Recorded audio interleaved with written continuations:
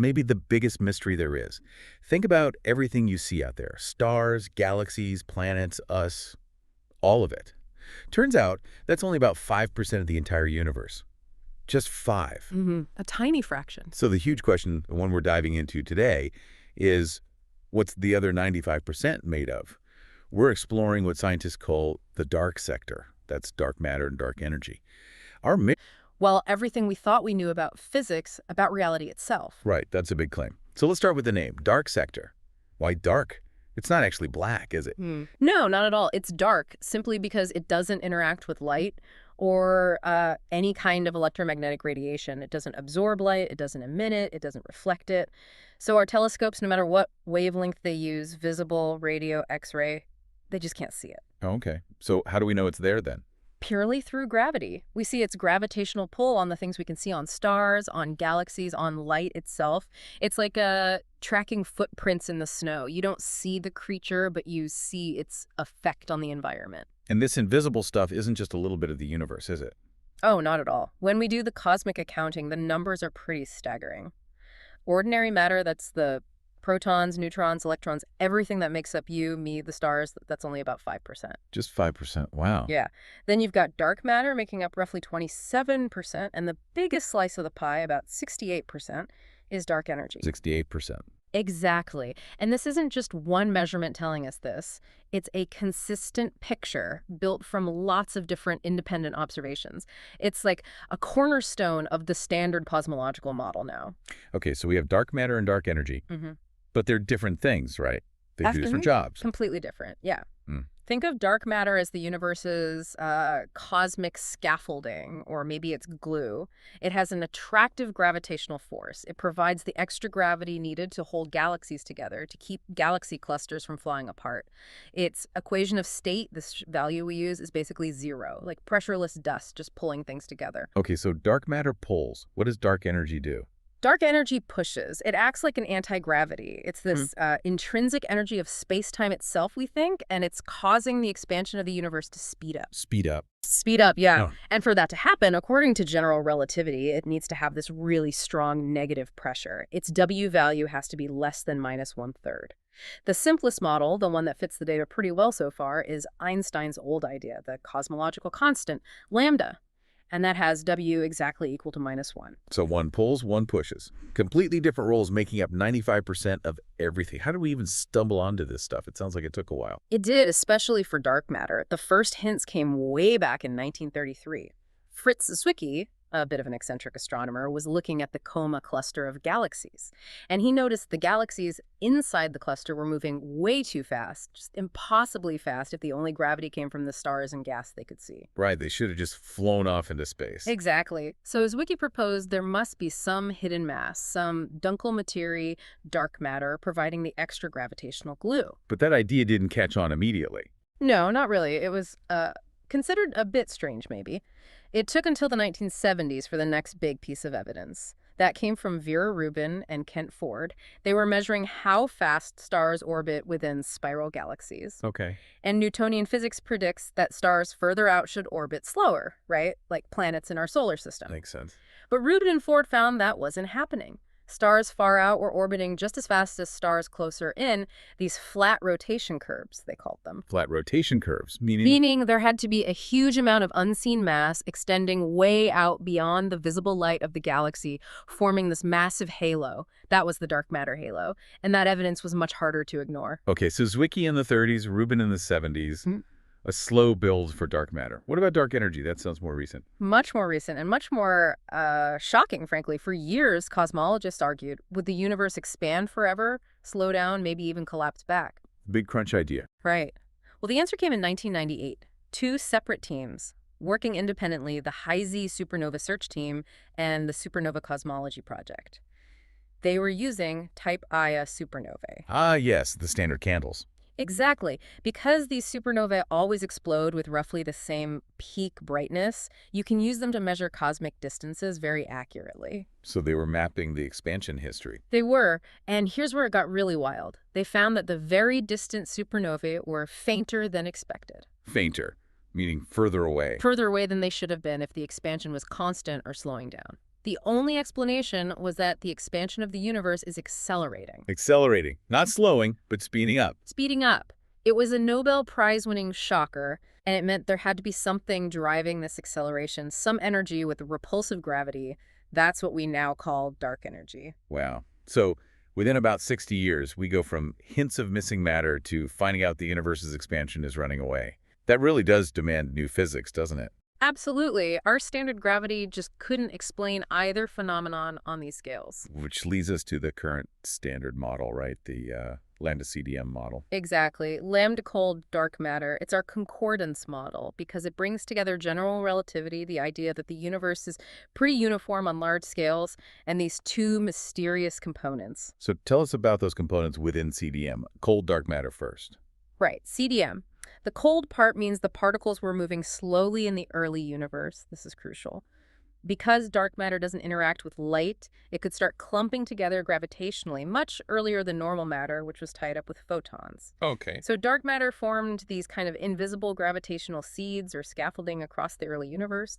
Later, the normal baryonic matter cooled down and fell into these dark matter structures. So dark matter built the framework, and normal matter built the houses, so to speak. That's a great analogy. Yes. Yes. It's the architect of cosmic structure, enabling galaxies and clusters to form in the pattern we see today, this cosmic web. And lambda, the dark energy part. Lambda, the cosmological constant. In this model, it represents the energy of empty space, the vacuum energy. And the key thing is, its energy density stays constant as the universe expands. Unlike matter, which gets diluted. Precisely. So early on, matter dominated. But as the universe expanded, matter thinned out while the dark energy density stayed the same. Eventually, about 5 billion years ago, dark energy became dominant.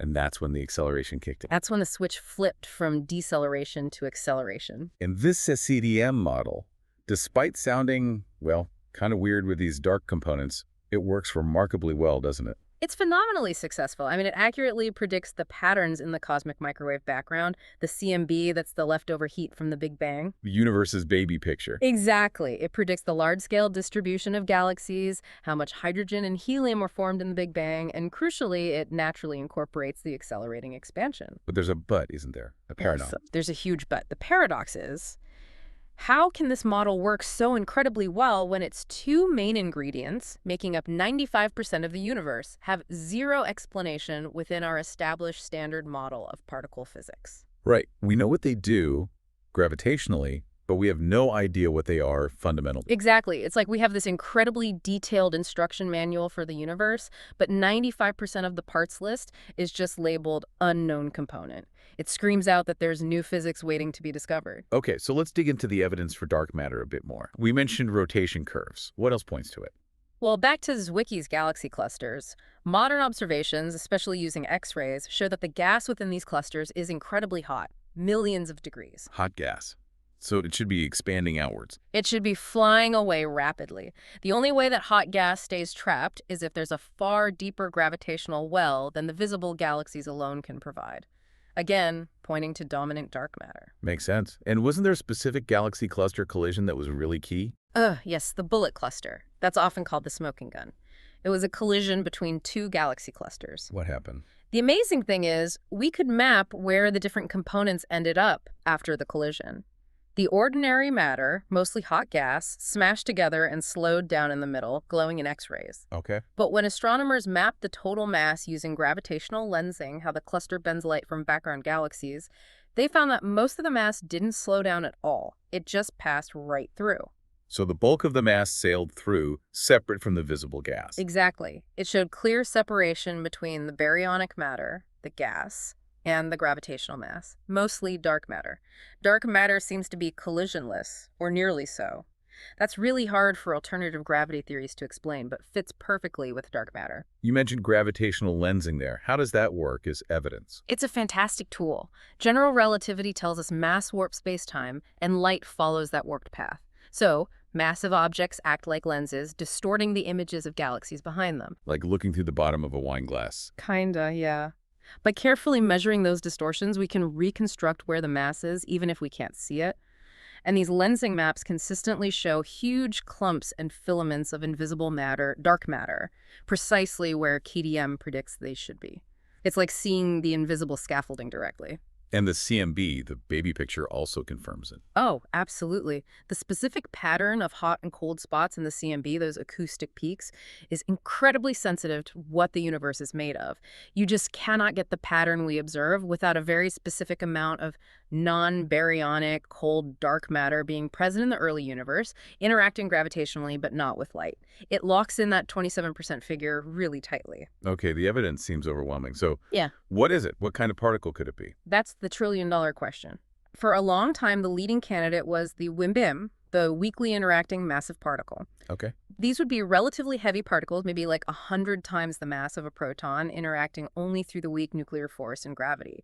Why were they favored? Well, there was this thing called the WIMP miracle. Basically, calculations showed that if such a particle existed in the early universe, it would naturally freeze out with a relic abundance that matches the dark matter density we measure today. It just sort of worked out perfectly. A miracle. Sort of. And theories beyond the standard model, like supersymmetry, naturally predicted particles like the neutralino, which fit the WIMP profile. But But we haven't found them. Decades of searching with incredibly sensitive detectors and not a single confirmed WIMP detection. That miracle is looking a bit less miraculous now. so if not WIMPs, what else? Attention is shifting towards other possibilities. A very popular one now is the axion. Axion. Mm, Sounds different. very different. Axions would be incredibly lightweight particles, maybe a billionth the mass of an electron, or even less. They weren't actually invented for dark matter. They were proposed to solve a completely different problem in particle physics called the strong CP problem. But it turns out, if they exist, they would have been produced in the early universe in vast numbers and would act like cold, dark matter. Interesting. So a particle solving two problems at once. Potentially, yes. And given the lack of WIMP signals, people are getting very interested in designing experiments to look for axions. How do you even look for these different particles? The experiments must be quite something. They really are marvels of technology. For WIMPs, the main strategy is direct detection. You build an ultrasensitive detector, shield it from all possible background noise, usually deep underground. Deep underground, right, to block cosmic rays. Exactly. And then you basically wait for a WIMP from space to fly through the Earth and just maybe bump into an atomic nucleus inside your detector, causing a tiny detectable recoil. Like a cosmic billiard ball collision. A very, very gentle one. There are different technologies. Some use crystals, like germanium or silicon, cooled to near absolute zero, like in super CDMS. They look for both a tiny charge signal and a tiny heat pulse from the collision. Okay. Others use huge vats of liquid xenon or argon, like the LZ and X-xenon experiments. When a particle interacts, it creates flashes of light and releases electrons. They measure both signals, which helps distinguish a potential WIMP signal from background noise. And bubble chambers. Right, like PICO, they use a superheated liquid. Background radiation causes tiny energy deposits, but only a nuclear recoil, like from a WIMP, has enough energy to create a visible bubble. So different ways to listen for that tiny WIMP bump. Yeah, probing different mass ranges and interaction types, but still, nothing definitive yet. And searching for axions. Isn't that similar? Completely different approach. The main experiment, ADMX, uses a very strong magnetic field inside a resonant microwave cavity. The theory predicts that an axion passing through the magnetic field could convert into a microwave photon, a particle of light. If the cavity is tuned to the right frequency, matching the axion's unknown mass, you detect a tiny power excess. So you're essentially tuning a radio, listening for the hum of dark matter. That's a pretty good way to put it. They slowly scan through frequencies, hoping to hit the jackpot. It's a very challenging experiment. And there are other ways too, right? Indirect detection? Colliders. Yes, indirect detection looks for signals of WIMPs annihilating each other in areas where dark matter should be dense, like the center of our galaxy. They look for the products gamma rays, neutrinos, antimatter, and colliders like the LHC smash particles together, hoping to create dark matter particles which would escape the detector, leaving behind missing energy. Lots of different angles. Okay, a massive effort, but the particle remains hidden. Let's switch gears to dark energy. Is the evidence for it equally strong?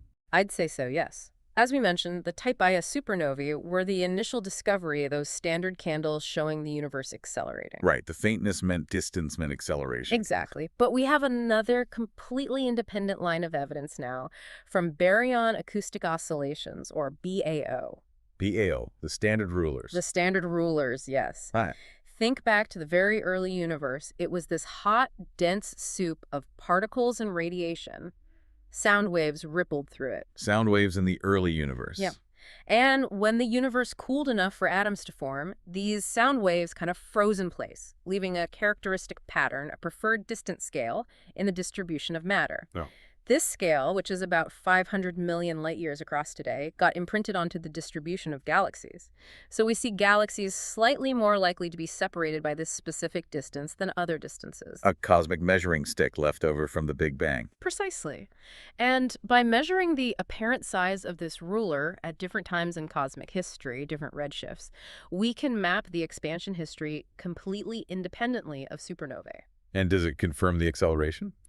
It does, beautifully. The results from BAO surveys perfectly match the supernova results, giving us really strong confidence that the acceleration is real. So the simplest explanation is still lambda, the cosmological constant. It is. Constant energy density, W equals met of 1. It fits most data very well. But you mentioned a problem with it earlier. The most embarrassing problem. Ah, yes, the cosmological constant problem.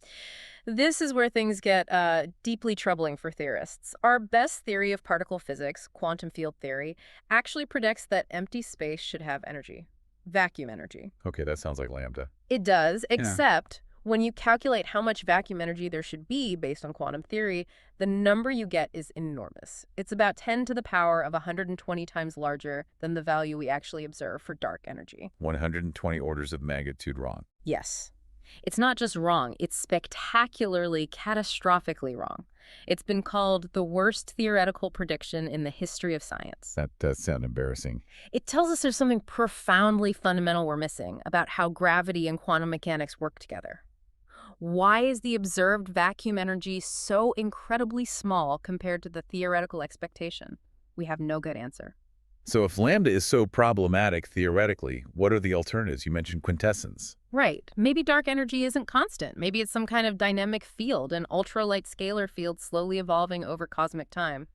We call this general class of models quintessence.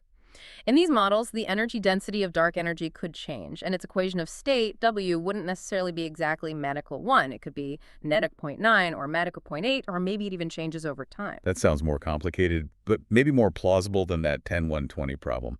Perhaps. It opens up more possibilities. And that's exactly what the next generation of big cosmological surveys are designed to test. Is W really equal to -1, or is it something else? Is dark energy constant, or does it evolve? But these are the stage 4 experiments. Exactly. We've already had fantastic results from surveys like the Dark Energy Survey, DES. They used multiple probes, supernovae, BAO, lensing, clusters. Their final supernova result, for example, hinted that W might be closer to Medish 0.8 than a Medish 1. Now, the uncertainty is still large enough to include Medish 1, so it's not definitive proof. But it's an intriguing hint. A very intriguing hint, yes. And it motivates the even bigger surveys that are starting now or soon. Like the Rubin Observatory's LSST. Right. The Legacy Survey of Space and Time. It's going to observe billions of galaxies, map huge areas of the sky repeatedly. The sheer statistical power for weak lensing and galaxy clustering will be unprecedented. It will measure the expansion history and the growth of structure with incredible precision. Billions of galaxies. Yeah. That's hard to even imagine. It really is. Then there's the Euclid Space Telescope, already launched. It's also mapping billions of galaxies over a huge area, focusing on high-quality, weak lensing and BAO measurements from space. And the Roman Space Telescope. Nancy Grace Roman, launching later this decade. It will have Hubble-like image quality, but over a much wider field. One of its key goals is finding thousands of really distant Type Ia supernovae, pushing our measurements much further back in time, like 10 or 11 billion years ago. To see if dark energy behaved differently way back then. Exactly. That long lever arm in time is crucial for testing whether W has changed. These experiments together should really pin down the nature of dark energy. It sounds like we're on the verge of potentially big answers there. But going back to ACDM, you mentioned it works brilliantly on large scales, but has issues on smaller scales. Yeah. These crises. Yeah, there are a few persistent tensions. One is the cusp core problem. Simulations of cold dark matter predict that the density of dark matter should rise sharply towards the center of galaxies, forming a cusp. But observations of many actual galaxies, especially smaller ones, seem to show a flatter density profile near the center, a core, instead of a cusp. So simulation doesn't match reality. Not exactly. Then there's the missing satellites problem. Simulations predict that a galaxy like our Milky Way should be surrounded by thousands of smaller dark matter subhalos. But we don't see thousands of dwarf galaxies orbiting us. We see dozens, maybe 100 or so now, still far fewer than predicted. And related is the too big to fail problem.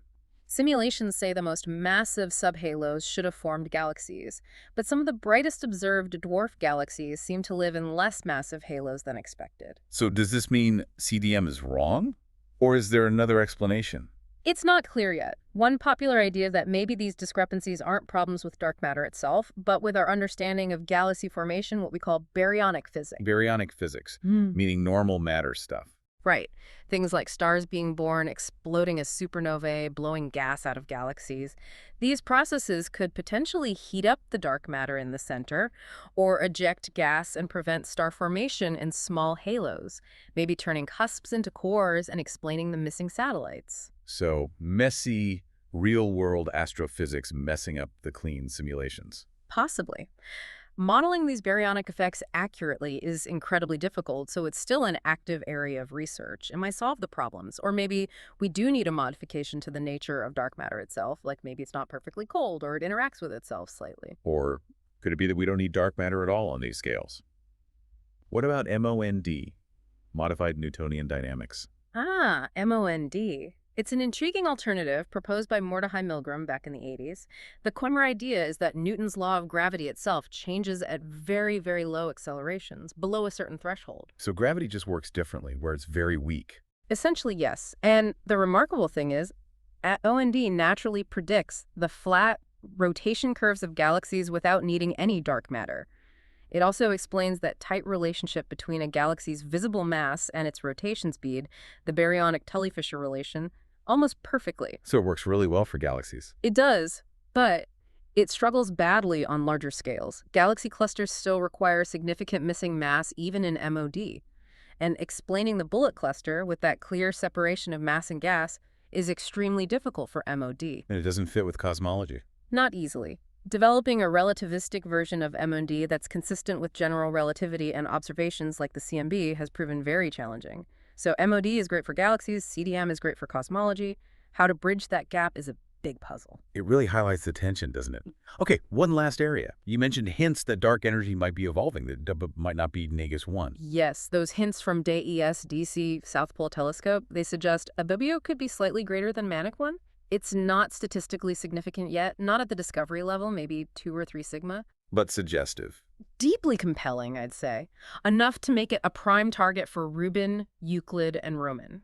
If they confirm that W is not Negus 1, it would rule out the simple cosmological constant and point towards dynamic dark energy, like quintessence. That would be revolutionary. Could dark matter and dark energy even interact with each other? That's another fascinating possibility. Most models assume they just ignore each other, apart from their gravitational effects. But what if there's some direct interaction? Some researchers are exploring this because it could potentially help resolve other tensions in cosmology, like the Hubble tension. The Hubble tension. Yeah, there's this persistent disagreement between measurements of the universe's current expansion rate made locally, like with supernovae, and the rate predicted from the early universe, from the CMB, assuming CDM. They don't quite match up. An interaction between dark matter and dark energy is one speculative way to potentially bridge that gap. Wow. So many interconnected mysteries. And ultimately, the nature of dark energy decides, Oh, yeah? well, everything, right? The fate of the universe. It really does. It all comes down to that W value. If W is exactly record of 1, like the cosmological constant, then CDM predicts the big freeze or heat death. Everything just keeps expanding, getting colder, darker, emptier. Forever. Pretty much. Galaxies fly apart, stars burn out, eventually even black holes evaporate. A cold, dark, lonely end. Cheery. What are the alternatives? Well, if W turns out to be greater than Nameku 1, maybe dark energy weakens over time, then gravity could eventually win. The expansion could slow down, stop, and reverse into a big crunch. Everything collapses back together. And the really weird one. The really weird one is if W is less than Nameku 1, This is called phantom energy. In this scenario, the dark energy density actually increases as space expands. Increases. How does that work? We don't know, but if it did, the accelerating expansion would become ever more violent. Eventually, the repulsive force would become strong enough to overcome gravity, then the electromagnetic force, then the nuclear forces. Tearing everything apart. Yep. It would rip apart galaxy clusters, then Yeah. galaxies, then solar systems, then planets, then us, then even atoms themselves in a finite time. The big rip. Okay. Big freeze, big crunch, big rip. Our fate hinges on nailing down that W value. Absolutely. And that's why this is such an exciting time. We're genuinely in a golden age of cosmology. These new experiments, Rubin, Euclid, Roman, plus the ongoing dark matter searches, they promise transformative discoveries. Within the next decade, maybe 15 years, we really expect to have much clearer answers. We might finally know what dark matter is. We should know if dark energy is constant or dynamic. It's an incredible time to be studying the universe. So we've gone from realizing 95% of the universe is invisible to mapping its effects, theorizing about what it could be, building incredible experiments to hunt it down, and realizing it holds the key to the ultimate fate of everything. For you listening, it really drives home that we're moving beyond just mapping our ignorance. We're on the cusp of potentially genuine understanding. But it leaves us with this profound thought, that cosmological constant problem, that 1-120 mismatch. It signals a deep disconnect between gravity and quantum mechanics. What new physics, what deeper reality awaits us if we finally crack the code of dark matter, or find that dark energy is even stranger than we imagined? The biggest secrets are still out there,